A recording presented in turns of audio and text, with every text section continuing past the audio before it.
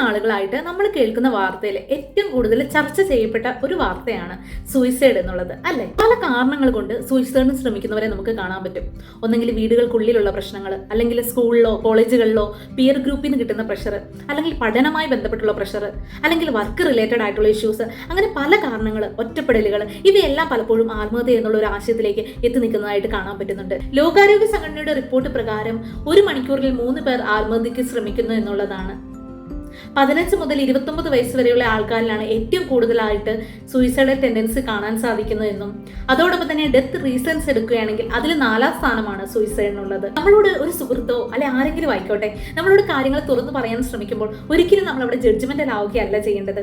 കാര്യങ്ങൾ കേൾക്കാൻ ശ്രമിക്കുക. ഇന്നത്തെ കാലത്ത് കേൾക്കാൻ ആളുണ്ടാവുക എന്ന് പറയുന്നതിനെ വളരെ വലിയ കാര്യമാണ്. അതുകൊണ്ട് നമ്മുടെ മുമ്പിൽ നമ്മുടെ കൂടെയുള്ളവരുടെ, നമ്മൾ ജീവിക്കുന്ന സമൂഹത്തിൽ നമ്മൾ കുറച്ചും കൂടെ ആക്റ്റീവായിട്ട് ഒരു പോസിറ്റീവ് എനർജി നമ്മുടെ മുമ്പിലുള്ളവരാകെ പാസ് ചെയ്യാൻ പറ്റുകയാണെങ്കിൽ ചിലപ്പോൾ ജോലി സ്ഥലത്തെയോ വീട്ടിലെയോ പല പ്രശ്നങ്ങൾക്ക് അവർക്ക് അതൊരു പരിഹാരമാണ്.